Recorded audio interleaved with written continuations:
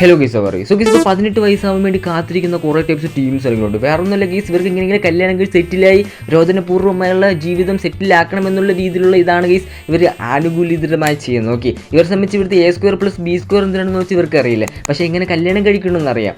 ഇവരെയൊക്കെ സംബന്ധിച്ച് ഇവരെയൊക്കെ അച്ഛനും അമ്മയും എങ്ങനെയെങ്കിലുമൊക്കെ മക്കളെ വളർത്താൻ വേണ്ടി ഓരോന്ന് കഷ്ടപ്പെടുമ്പോൾ മക്കൾക്ക് എങ്ങനെ ഒരു കാമുകിനെ അല്ലെങ്കിൽ കാമുകിനെ സെറ്റാക്കുക എന്നുള്ള രീതിയിലുള്ള ഇതിലാണ് ഗീസ് പൊക്കിക്കൊണ്ടിരിക്കുന്നത്. ഓക്കെ, അമ്മയച്ഛന് വീട്ടിലൊന്ന് നോക്കുമ്പോൾ മക്കളെ കാണാനില്ല. മക്കളെ നോക്കുമ്പോൾ മക്കളാണെങ്കിൽ ഇൻസ്റ്റഗ്രാമിൽ വീഡിയോ ഇട്ടിട്ട് ആ വീഡിയോ എടുത്ത് അമ്മയ്ക്ക് വെച്ചിന് ഷെയർ ചെയ്തെടുത്തിട്ട് കണ്ട ഇതാണ് എൻ്റെ പ്രതികാരം എന്ന് കാണിക്കുന്ന കുറേ രീതിയിലുള്ള അവരാധന ഗെയ്സ് ഇപ്പോൾ പോയി.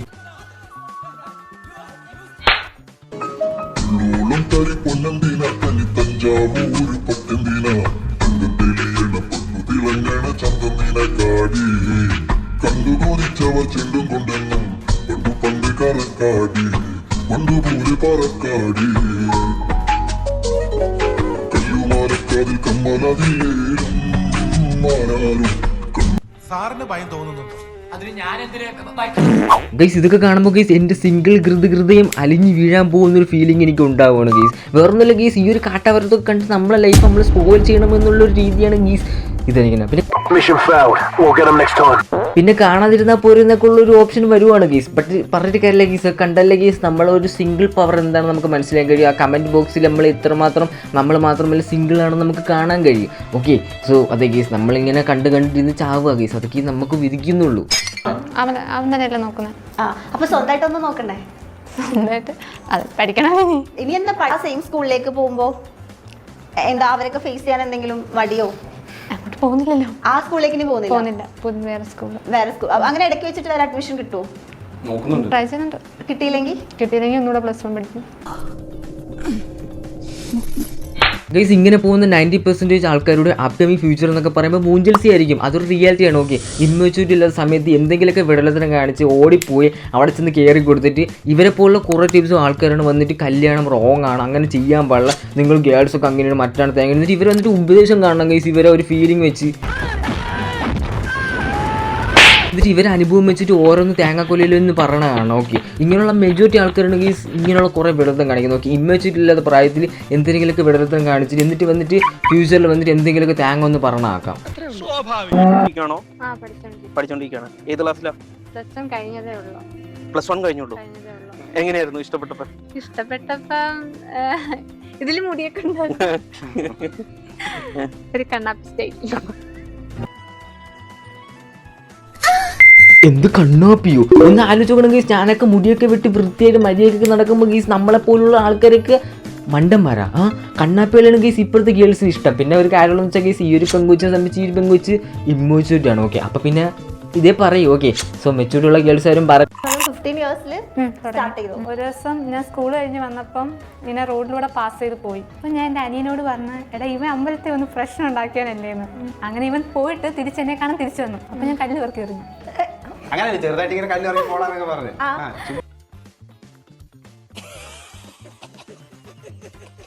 ഗൈസ് ഞാൻ പറഞ്ഞ ക്രിഞ്ച് ഓഫ് ആണെങ്കിൽ നിങ്ങൾ കേട്ടേ പറ്റൂ. വേറൊന്നുമില്ല ഗീസ്, ഞാനൊക്കെയാണെങ്കിൽ ഏതെങ്കിലും സെലിബ്രേഷൻ അല്ലെങ്കിൽ എന്തെങ്കിലും കല്യാണത്തിന് പോയാൽ പോലും ഗേൾസിനെ നോക്കിയാൽ പോലും ഞാൻ നോക്കില്ല ഗീസ്. വേറൊന്നുമില്ല ഗീസ്, നമ്മളെ സംബന്ധിച്ച് ഗോൾസ് ഒക്കെ ഉള്ളതുകൊണ്ടായിരിക്കും നമ്മൾ ബേബി ആ ഒരു രീതിയിലുള്ള ഇതിൽ നോക്കാത്തത്. ഓക്കെ, കാരണം എന്താ വെച്ചാൽ ഗീസ് പോസ്റ്റും കാര്യങ്ങളൊക്കെയാണ്. ഓക്കെ, നമ്മൾ ജസ്റ്റ് ഗേൾസ് നോക്കിയെന്നും പറഞ്ഞു കഴിഞ്ഞാൽ അത് മതിയല്ലോ. സോ ആ ഒരു പേടിച്ച് നിൽക്കുന്ന ഗീസ് എന്നെയൊക്കെ സംബന്ധിച്ചപ്പോൾ ഞാനൊക്കെ എന്ത് മണ്ടനാണ് ഗീസ്. ഓക്കെ, പിന്നെ ഒരു വിശ്വാസമുണ്ട് ഗീസ്, നല്ലൊരു പെങ്കുച്ചിന് കിട്ടുമെന്നുള്ളൊരു വിശ്വാസം ഉള്ളതുകൊണ്ടാണ് ഗീസ് നമ്മൾക്ക് ഇങ്ങനെയൊക്കെ പൊയ്ക്കൊണ്ടിരിക്കുന്നത്. ഓക്കെ, അത് ഗീസ് വിശ്വാസമല്ല ഗീസ് എല്ലാം.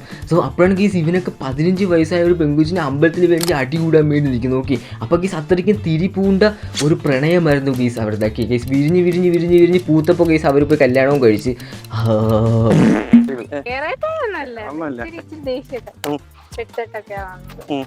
അപ്പൊ അതൊന്നും എനിക്ക് ഇഷ്ടപ്പെട്ടില്ല. അപ്പൊ ഞാൻ വഴക്കൊക്കെ പറഞ്ഞു, തിരിച്ചങ്ങോട്ട് പോടാന്നൊക്കെ പറഞ്ഞു. എനിക്ക് ഇഷ്ടപ്പെട്ടില്ല.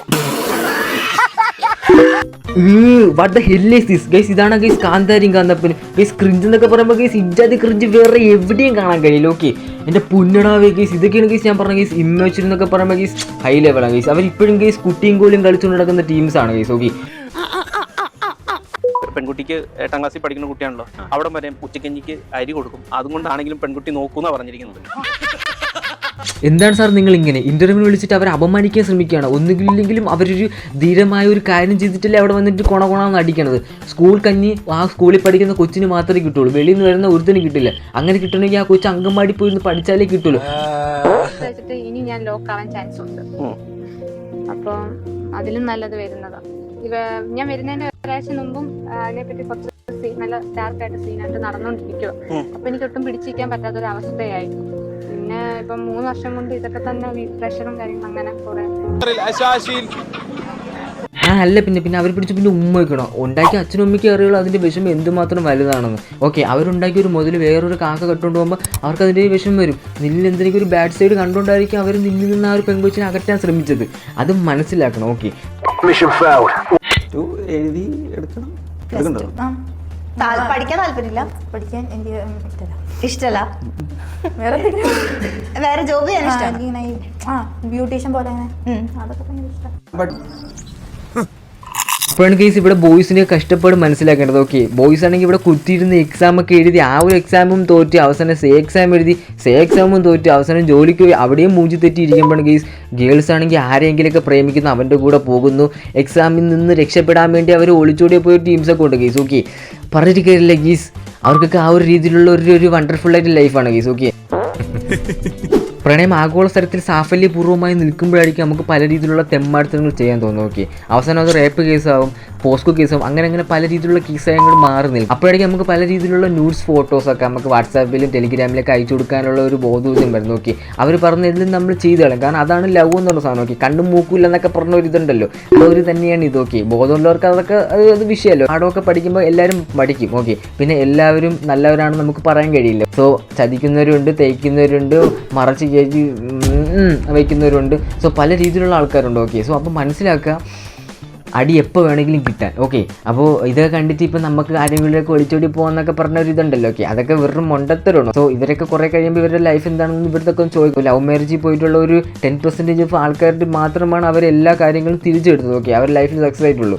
ബാക്കി എല്ലാവരും ഇപ്പോഴും മുഞ്ചി തെറ്റിക്കൊണ്ടിരിക്കുകയാണ്. ഓക്കെ, സോ അതിപ്പോൾ അറേഞ്ച് മാരേജിൽ പോയാലും അത് പെർഫെക്റ്റ് ആയിട്ട് കിട്ടുമെന്നൊക്കെ ചോദിച്ചാൽ കിട്ടില്ല. ഓക്കെ, ഞാനിപ്പോൾ ഉദ്ദേശിച്ചതെന്ന് പറയുമ്പോൾ നിങ്ങളൊരു മെച്യൂരിറ്റി ആയിട്ട് മാത്രം ഇപ്പോൾ ലവ് മാരേജൊക്കെ അങ്ങോട്ടൊക്കെ പോകുക. ഓക്കെ, അല്ലാണ്ട് വെറുതെ ഒരു ഇതില്ലാതെ ഇമ്മെച്യൂരിറ്റി ആയിട്ട് ഈ സമയത്തൊക്കെ വെറുതെ പോകുമ്പോൾ വെറും മണ്ടത്തരമാണ്. ഓക്കെ, അത് ഞാൻ പറയുള്ളൂ. ഓക്കെ, എനിക്കിത് കണ്ടിട്ട് കേസ് എനിക്ക് വെറും കോമാളിത്തരങ്ങളായിട്ടാണ് അവർ രണ്ടുപേരും കണ്ടത്. ഓക്കെ.